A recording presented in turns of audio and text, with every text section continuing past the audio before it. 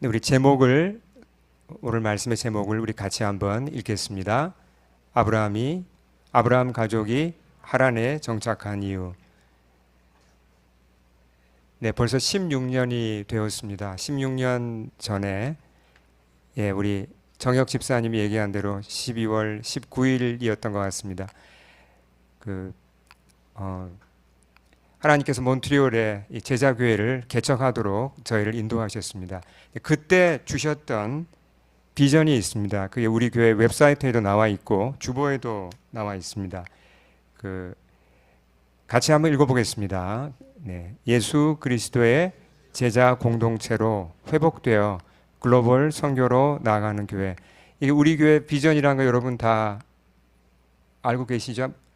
잘 모르셨던 분은 꼭 기억하시고 주보에도 나와 있고 웹사이트에도 있으니까 자주 이 비전을 좀 기억하시면 좋겠습니다.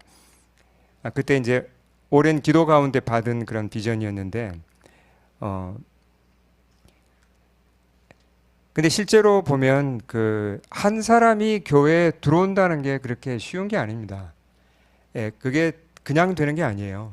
그리고 교회에 들어온 사람이 예수님을 정말 믿고 그리고 예수님의 제자가 된다는 것, 그게 정말 사람의 힘으로 되는 게 아닙니다.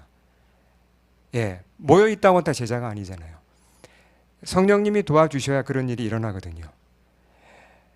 근데 지난 16년을 돌아보니까 이제 저희가 출발을 정말 이제 아주 좀 마국간 같은 그런 모양으로 출발을 했기 때문에 여기 기억하시는 분들은 이제 웃으시고 아마 장면이 떠오르실 텐데, 이제 지하 차고에서 시작을 했기 때문에 아주 열악한 환경 가운데 시작을 해서 어려움이 많았으나 이 비전대로 한 사람이 교회에 들어와서 거듭나고 제자가 되는 일이 느리지만 지금까지 계속 되어 왔어요.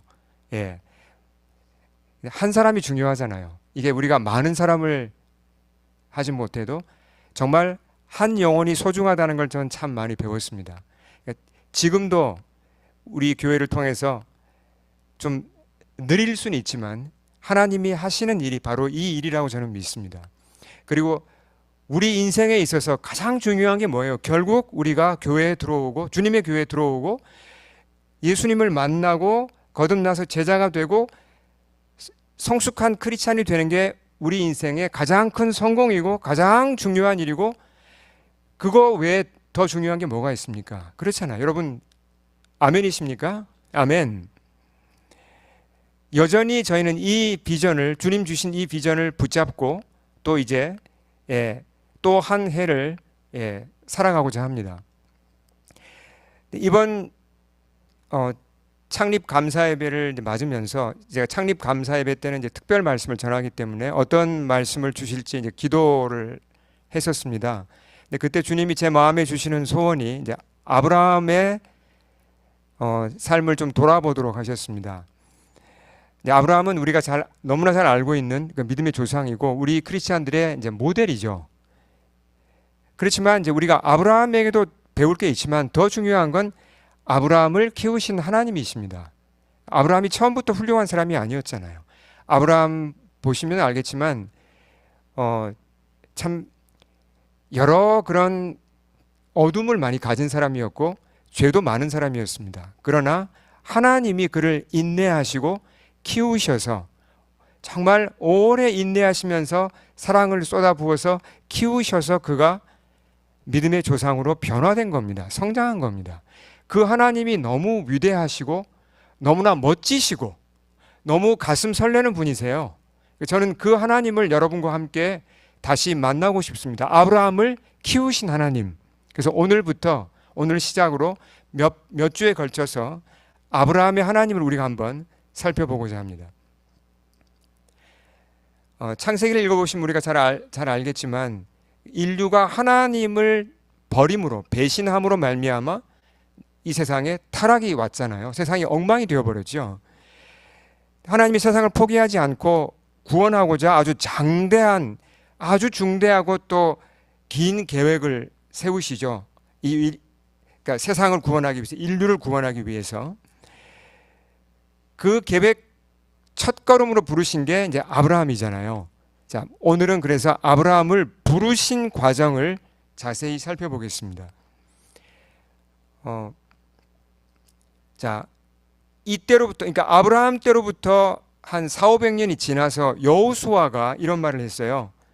같이 읽어보겠습니다. 여호수아서 말씀. 옛적에 너희의 조상들 곧 아브라함의 아버지 나홀의 아버지 데라가 강 저쪽에 거주하여 다른 신들을 섬겼으나 그랬습니다. 자, 그러니까 아브라함의 여기서 아브라함의 아버지 이름도 나오죠. 또 형제들 이름도 나옵니다. 아브라함의 아버지 이름이 어떻게 됩니까? 데라이죠. 어디에 살았다 그랬죠? 강 저쪽에. 근데 이 강이 영어 성경에는 이름이 나옵니다. 강 이름이 뭐죠? 예, 유프라테스 강입니다. 유프라테스 강이 어디 있는지 여러분 기억하실 겁니다. 지도를 잠깐 이제 보면 여기 이스라엘이 이제 노란색 사각형이 이제 가나안 땅이죠. 거기 이제 메소포타미아가 있고 두 강이 흐릅니다. 유프라테스 강과 티그리스 강이 흐르죠. 예, 이 메소포타미아 지역, 여기가 아브라함의 고향이에요. 예. 자, 그러니까 강 저쪽 이 메소포타미아에 살면서 아브라함의 그 집안이 뭘 했다 그랬습니까? 다른 신들을 섬겼다 그랬습니다. 그러니까 아브라함의 가문은 하나님을 원래 알지 못했습니다. 우상 숭배하던 가문이었죠. 그 메소포타미아에 많은 신들이 있습니다. 많은 우상들이 있는데 가장 유명했던 게 여기 보이시는 대로 달신이에요. 이집트에서 가장 강력한 신은 어떤 신이죠? 태양신이잖아요. 다 이제 농사와 관계가 있는데 메소포타미아에 이제 달신 숭배가 많았는데 아브라함의 집안 그 이름들을 보면 달신 숭배가 그 아브라함의 집안까지 들어왔다는 것을 우리가 알 수 있습니다. 자, 데라라는 이름도요, 사실은 달신하고 관련된 이름이에요. 특히 사라의 원래 이름이 뭐죠? 사라가 사레입니다. 사레. 예, 사레라는 이름이 이것도 달신 이게 뭐 그런 신들 이름까지 우리가 알 필요는 없지만 달신의 아내였던 여신 샤라투에서 온 이름이에요. 샤라투. 닮았잖아요, 이름이. 그러니까 아브라함의 집안이 이 우상 숭배, 달신 숭배하고 정말 깊이 영향을 받고 있었어요. 예. 영적으로 큰 어둠 가운데 있는 이 아브라함과 그 집안을 구원코자 하나님이 찾아오십니다.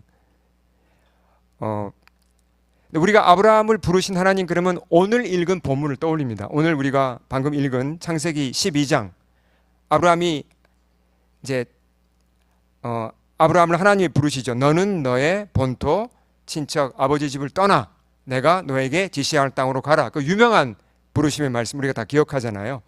근데 그 부르심이 있었던 땅이 어디예요? 그게 중요합니다. 어디서 불렀죠? 자, 여기 지도에 보시면 파란색으로 표시한 하란에서 불렀습니까? 아니면 빨간색으로 표시한 우르에 있을 때 불렀습니까? 창세기 12장 방금 우리가 읽은 오늘 본문은 하란에 있을 때 부르셨어요. 하신 말씀이에요. 하란. 자, 오늘은 이 하란과 우르를 잘 구별하는 게 중요합니다. 그러니까 무슨 얘기냐면 오늘 읽은 그 유명한 본문의 부르심이 첫 부르심이 아니었다는 겁니다. 훨씬 전에, 그것보다 훨씬 전에 아브라함이 우르에 있을 때 이미 한번 부르셨어요. 그 장면을 한번 보겠습니다. 어디에 써 있냐면 그것은 사도행전에 나옵니다. 사도행전에서 스테판 기억하시죠? 스테판 나중에 순교하잖아요. 돌에 맞아 죽죠. 스테판이 그 유대인들 앞에서 설교를 하면서 아브라함 얘기를 합니다. 우리 같이 세 번역으로 한번 읽어보겠습니다. 스테반이 말하였다. 부형 여러분, 내 말을 들어보십시오. 우리 조상 아브라함이 하란에 거주하기 전에 아직 메소포타미아에 있을 때 영광의 하나님께서 그에게 나타나셔서 말씀하시기를 너는 내 고향과 친척을 떠나서 어디든지 내가 지시하는 땅으로 가거라 하셨습니다. 여기 우르라는 말은 직접 안 나오지만 뭐라 그랬습니까? 하란에 거주하기 전이라 그랬습니다. 그럼 어디예요? 우르죠. 메소포타미아의 우르입니다. 이게 또 창세기 15장 6절을 봐도 분명히 나타납니다. 우르란 곳이 여기 다시 보시면 아브라함의 그러니까 고향이죠. 여기서 태어났고 자랐고 아마 대충 한 50쯤 됐을 때 하란으로 아마 이주를 했던 것 같아요. 대략. 예. 자, 그럼 한번 생각을 해보죠. 하나님이 누구를 부르셨습니까? 아브라함을 불렀습니다. 근데 그때 아브라함이 나이가 한 50쯤 됐다고 생각하면 아버지가 살아계셨습니까? 살아계셨죠. 데라였습니다. 그럼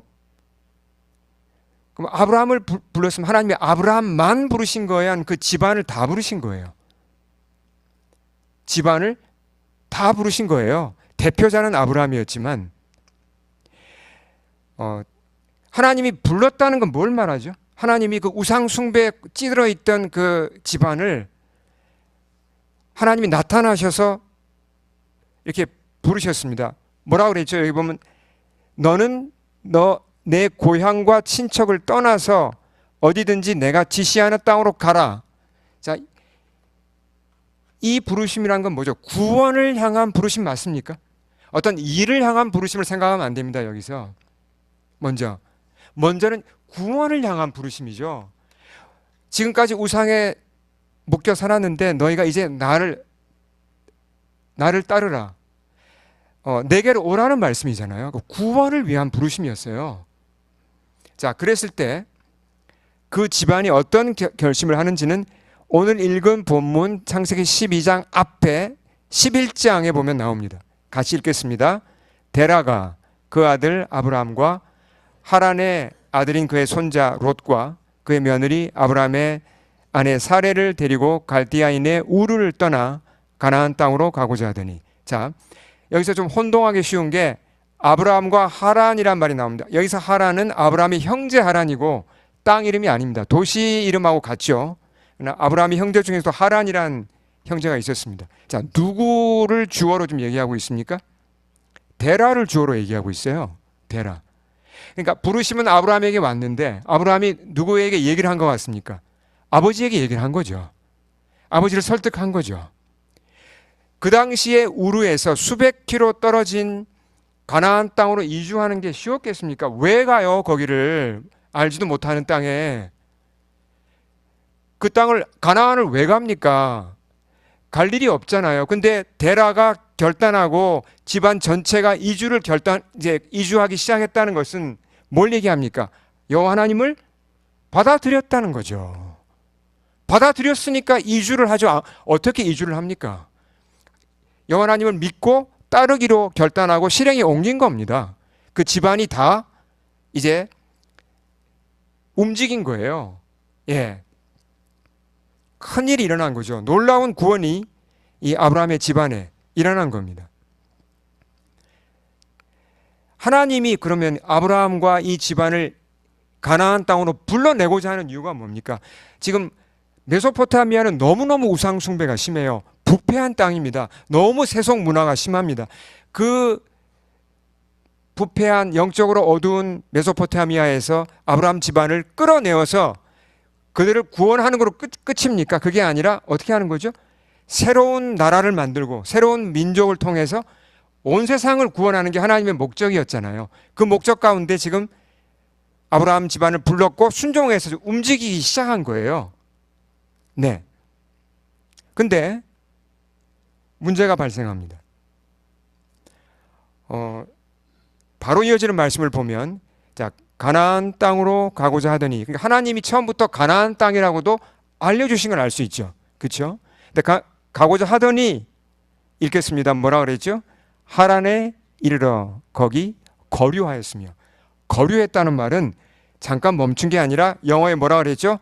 settled라는 표현을 썼습니다. 정착해버린 거예요, 거기에. 자, 하란, 그러니까 우르에서 하란도 꽤 멉니다. 근데 가나안을 가려면 우르에서 쭉 이렇게 올라와서 하란을 거쳐서 다시 내려가야 가나안 땅인데 하란에 세틀 해버린 거예요. 우리가 그 당시 상황을 좀 알아야 되는데요. 여러분, 4대 문명이, 세계 4대 문명지 중에 하나가 어디죠? 메소포타미아입니다. 그러니까 문명이 고도로 발달한 곳인데 핵심 도시가 어디입니까? 그게 바로 우르와 하란이에요.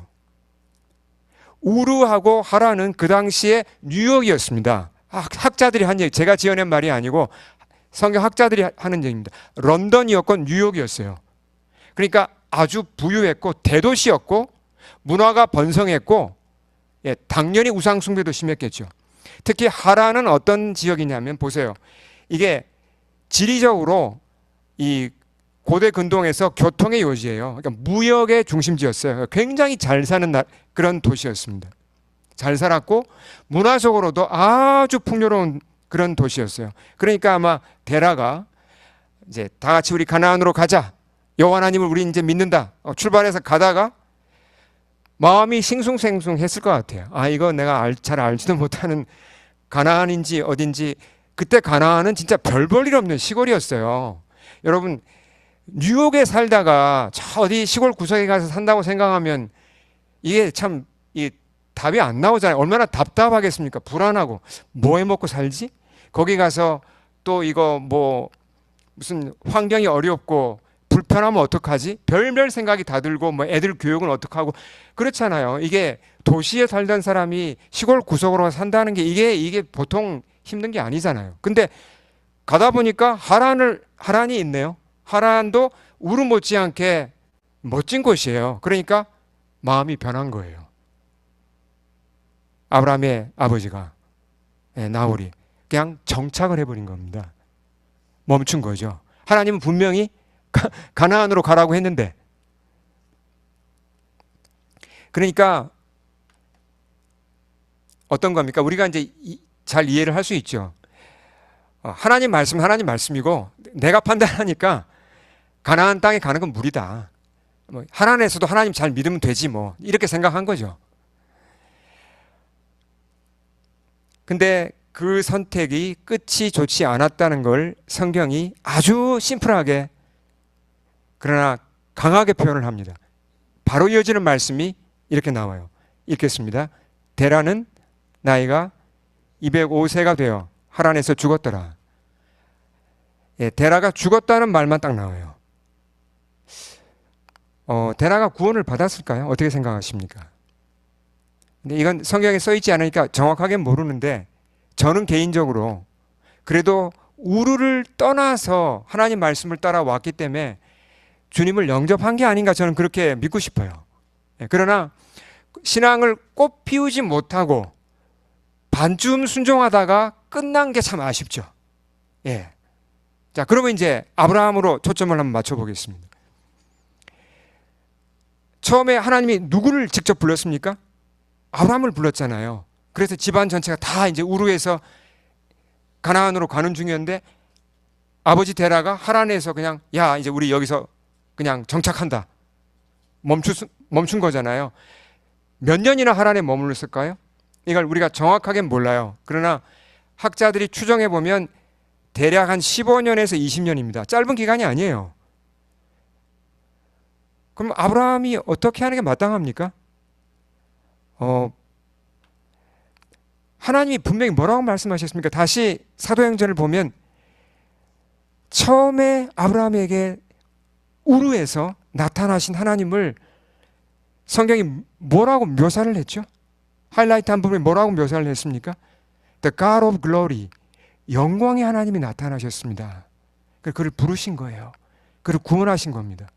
그 우상 천지에, 우상에 찌들어 있고 영적 무지에 빠져 있고 멸망에 죽어가던 그를 영광의 하나님이 찾아오셔서 불러주신 겁니다. 건져주신 거예요.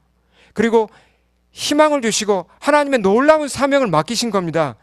근데 지금 중간에 멈춘 거잖아요. 자기 생각대로. 아브라함이 어떻게 해야 됩니까? 아버지가 안 가더라도 아버지 그러시면 안 됩니다. 하나님 말씀하셨는데 순종해야죠. 아버지 안 가시면 저라도 가겠습니다 하고 가나안으로 가는 게 맞습니까? 그게 맞죠. 예. 아브라함이 자기 아내만 데리고라도 가는 게 맞죠. 근데 가지 않았다는 겁니다. 그냥 멈춘 거예요. 하란에. 그러니까 이건 절반의 순종이에요. 아브라함이 하란에 있을 때 그렇다고 믿음을 잃어버린 건 아니에요. 우리가 문맥을 보면 자기 집안 사람들한테도 전도도 한 것 같고 믿음으로 살려고 한 게 분명합니다. 그렇지만 그 땅은 하나님이 가라고 하신 최종 목적지가 아니잖아요. 그러니까 타협을 한 거죠. 아브라함이. 예, 어쩔 수 없다. 여기서 일단 머물자. 그리고 한편으로는 어떻습니까? 하란이 편하죠. 편하고 먹을 것도 많고 풍요롭고 즐길 거리도 많고. 그러니까 솔직하게 이 본능적으로는 발이 잘 안 떨어지는 겁니다. 가나안을 향하여.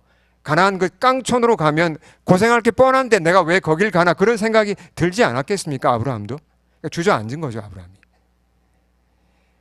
자, 아브라함이 그 영광의 하나님을 만나고 부르심을 받았는데도 중간에 주저앉았다는 거예요. 우리한테 이 말씀하는 바가 이 강력한 메시지가 있습니다. 이걸 우리가 한번 잘 이해하고 소화를 해야 되는데요. 좀 다른 예를 하나 들어보겠습니다. 여러분, 설탕 혹시 좋아하세요? 요리하실 때 나는 설탕을 꼭 쓴다 하면 손 들어보시겠어요? 설탕이 주재료다. 주재료. 그러니까 설탕을 뭐 완전히 뭐 퍼붓는 건 아닌데 조금이라도 설탕이 보면 뭐 저는 솔직하게 요리를 잘 모릅니다. 예, 저는 이제 잘 모르지만 이제 좀 찾아보니까 그렇더라고요. 설탕이 뭐 맛을 잡아주기도 하고, 그죠? 뭐 무슨 좀 이렇게 여러 면에서 설탕을 잘 쓰면 요리를 이렇게 그 좀 깔끔하게 마무리할 수 있다. 맞습니까? 그게? 네. 근데 설탕 자체는 좋은 겁니다. 설탕 자체를 무조건 나쁘다고 하는 게 아니에요. 근데 이제 문제는 과잉 설탕 섭취가 문제라는 거죠. 과잉. 여러분, 하루 권장량이 얼마인지 혹시 아세요? 설탕 하루 섭취 권장량. 그러니까 몇 그램인지 혹시 아세요? 이걸 알고 계시는 분은 설탕에 신경을 쓰시는 분이고 하루 권장량이 얼마인지 잘 모르시는 분은 뭐 그냥 건강하게 잘 사시는 분인 것 같은데 50g이에요. 50g. 근데 그것보다 더 많이 드시면 이제 과잉 섭취가 되는 거죠. 근데 음식에 의외로 설탕이 많이 들어갑니다. 겉절이에 설탕이 들어간다는 걸 저는 잘 몰랐어요. 근데 설탕이 들어간다며요. 거기도. 그러니까 매운맛만 내는 고춧가루만 들어가는 게 아니라 소금만 들어가는 게 아니라 설탕도 들어가는 게 맞죠? 예. 근데 뭐 그 정도 들어가는 게 괜찮죠. 근데 이제 문제는 가공식품이에요. 가공식품에 뭐 어묵 같은 거라든지 이런 굉장히 많은 이제 설탕이 들어갑니다. 설탕을 과잉으로 먹으면 찾아오는 질병이 뭐죠? 한번 말씀해 보시겠어요? 어떤 병이 찾아오죠? 잘 아는 뭐 당뇨병 너무나 잘 아는데 당뇨병 외에 어떤 병이 오죠? 예, 크게 말씀해 주세요. 질병 얘기하니까 좀 이제 분위기가 안 좋을 수 있는데 우리가 알아야 됩니다. 이건 제가 근거 있는 여기 보면 제가 레퍼런스가 있습니다. 당뇨도 당뇨지만요. 심혈관 질환이 크게 일어납니다. 왜 그런지 아세요? 과잉 설탕이 몸에 들어가면 이게 중성 지방으로 바뀌고 혈관에 쌓입니다. 그러니까 혈관 질환이 일어나는 거예요. 그리고 간이 지방간이 됩니다. 왜 그렇죠? 알코올 마시는 게 아닌데도 그 과잉된 설탕을 분해하다 보면 이게 지방이 되고 지방간이 되는 겁니다. 암에 걸릴 확률도 훨씬 높아지고 알츠하이머까지 높아집니다. 근데 이걸 대부분 다 알고 계세요. 과잉 설탕이 해롭다 모르시는 분은 안 계세요. 근데 설탕을 잘 못 줄입니다. 왜 그럴까요? 그 이유가 있습니다. 그 이유가 뭐냐면 우리 뇌하고 관계되어 있습니다. 뇌. 자, 설탕, 그러니까 달달한 걸 먹으면 기분이 좋아지거든요. 왜 그렇죠? 뇌에서 호르몬이 나옵니다. 도파민이라는 호르몬이 분비가 돼요. 도파민은 행복 호르몬으로 알려져 있죠. 근데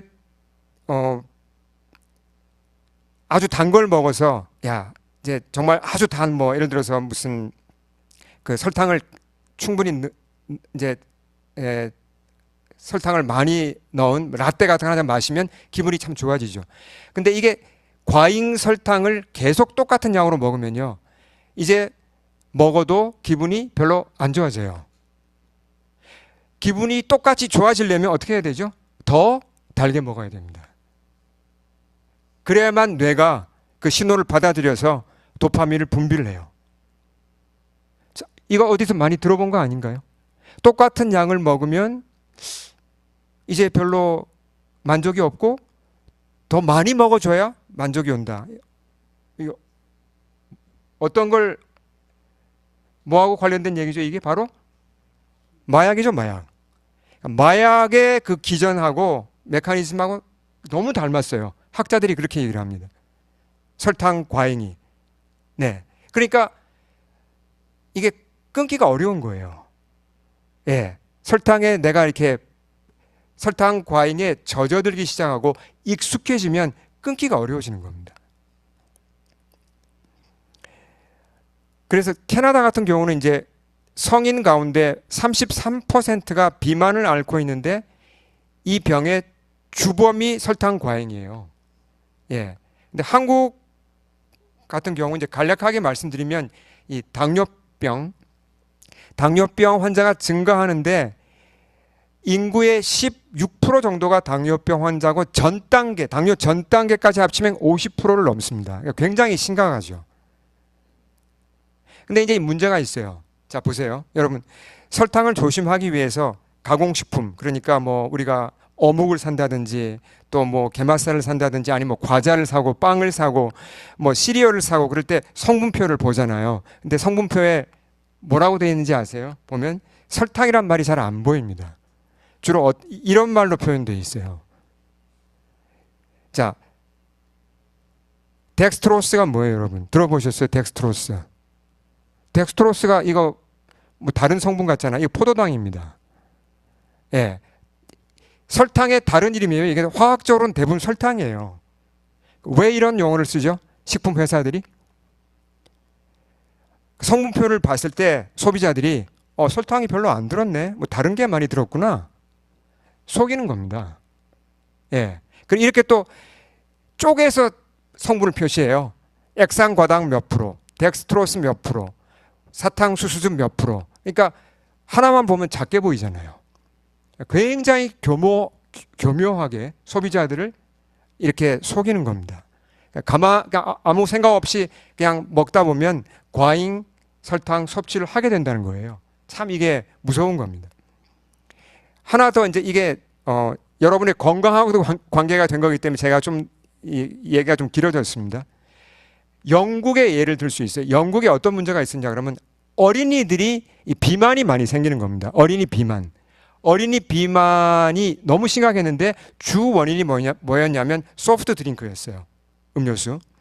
그리고 비만뿐만 아니라 충치가 너무 심해가지고 이를 뽑아야 되는데 이제 여기 또 영국 시스템은 어떤지 좀 복잡해가지고 이를 뽑으려면 어떤 경우는 입원을 해야 돼요. 입원해서 뭐 수술해서 이를 뽑고 그러니까 어마어마한 비용이 드는 겁니다. 그래서 한 해에 어린이 비만과 충치 치료에 들어간 돈이 19조 원이나 됐어요. 19조 원. 그러니까 이제 영국 정부가 생각을 한 겁니다. 첫째는 국민 건강을 위해서 이거 대책을 세워야 된다. 두 번째는 너무 돈이 많이 들어가니까 이거 보험 이게 그 커버가 잘 안 되잖아요. 그래서 대책을 세우자. 그래서 여러분 어떤 대책을 세운지 혹시 아십니까? 영국 정부가 2018년에 설탕에 관심이 있는 분이 별로 안 계신 것 같습니다. 제가 막 그냥 열렬히 관심을 혼자 관심을 갖는 것 같은데요. 이거 중요한 얘기입니다. 자, 영국 정부가 한 게 뭐였냐면 설탕에 세금을 매기기 시작한 거예요. 어떻게 세금을 매기냐면 특히 이제 청량 음료, 소프트 드링크에 100ml당 5g까지는 봐줬어요. 설탕의 함량이. 근데 100ml당 5g이 넘어가면 세금을 매겼어요. 그걸 18에서 24펜스까지 그람당 세금을 매겼습니다. 그러니까 음료 업계에서 바짝 긴장하죠. 잘못하면 세금 폭탄 맞으니까 할 수 없이 설탕을 줄인 거예요. 예. 그래서 조금 이제 아동 비만도 좀 줄어들고 충치도 좀 줄어들었다는 얘기를 하고 있습니다. 자, 이제 한번 정리를 해보겠습니다. 무슨 얘기를 제가 지금 드린 겁니까? 현대인들이 설탕 많이 먹으면 이게 건강에 독이 된다. 이걸 알면서도 왜 못 이기죠? 왜 서서히 단맛에 길들여지죠? 그래서 원치 않게 많은 분들이 건강에 심각한 손상을 입어요. 설탕 때문에. 근데도 모르고 계시거나 아니면 알아도 그냥 대책이 없어요. 이 사실 앞에서 첫째는 우리가 이제 건강에 마음을 써야죠. 아, 설탕 앞으로 조심해야겠다. 이걸 우리가 배우는 거죠. 근데 그걸로 그치는 게 아니라 더 중요한 게 있습니다. 영적인 교훈이 있다는 겁니다. 무슨 얘기냐면 아브라함 집안이 하란에서 멈춰서 정착한 거하고 사람들이 서서히 설탕의 단맛에 길들여져서 과잉 설탕 섭취로 병드는 거랑 닮았다는 겁니다. 자, 하나님은 우리를 부르시잖아요. 우리를 부르셨죠? 하나님이 원하시는 수준까지 우리를 키우기 원하십니다. 하나님이 원하시는 그런 사람으로 우리를 만들어 가고 싶어 하세요. 하나님이 원하시는 영적인 복을 주고 싶어 하세요. 우리를 예수님 닮은 자로 만들어 가게 하시고 정말 우리 인생을 정말 바꾸어 주고 싶어 하시고 정말 하나님께서 우리를 치유해 주고 싶어 하시고 우리를 키우고 싶어 하십니다. 이끌어서 가고자 하는 목적지가 있다는 겁니다. 근데 많은 경우에 우리는 어떻게 하죠? 중간에 멈춰버려요. 너무 힘들어. 하나님이 뭐 저쪽으로 가자고 하시는데 저긴 너무 높아. 난 여기가 좋아. 여기서 그냥 멈출래. 이렇게 된다는 거죠. 하란에 멈추어 버립니다. 거기 그냥 그러니까 영적으로 하란에 멈추는 문제가 우리에게 있다는 겁니다.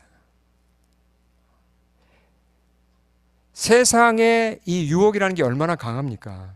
그러니까 세상의 가치관은 계속 우리에게 부자 되세요. 편하게 사세요. 즐기세요. 당신이 원하시는 일을 하세요. 이런 모토로 신자들을 유혹하잖아요. 우리가 영적으로 깨어있지 않으면요. 나도 모르는 사이에 서서히 세속적인 가치관이 마치 설탕처럼 우리 속으로 스며들어서 우리가 그 맛에 그냥 익숙해지는 거예요. 나중에는 뭐가 문제야? 하란에 사는 게? 다 그러는데? 뭐가 문제야? 다른 사람 다 그렇게 교회 다니는데? 그리고 하란에서 사는 삶이 크리스찬 삶의 다라고 생각해요. 뭐 이게 크리스찬의 삶이지. 뭐가 더 있겠어? 그렇지 않습니다. 훨씬 더 높은 게 있고 훨씬 더 멋진 게 있고 훨씬 충만한 게 있다는 겁니다. 근데 그냥 타협해서 주저앉아 버리잖아요.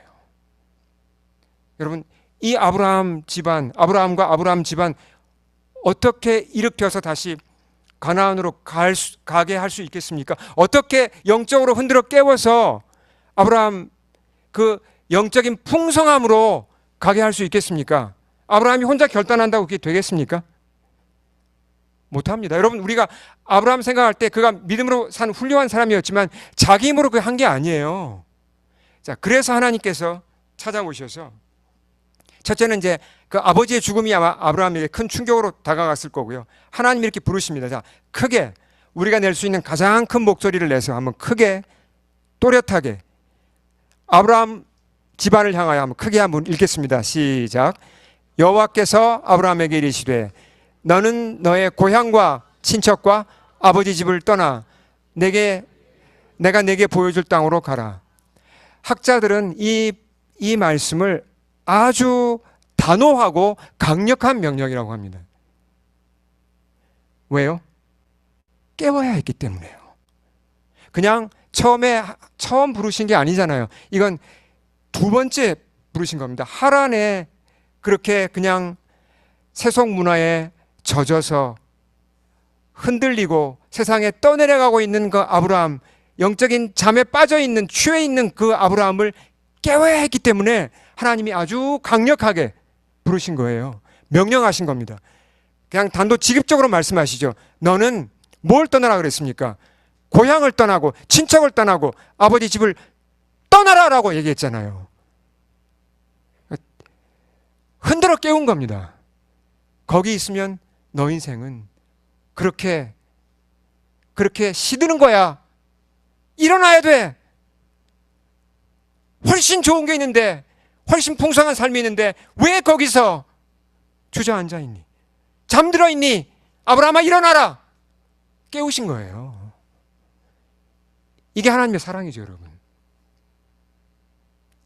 이게 하나님의 사랑입니다.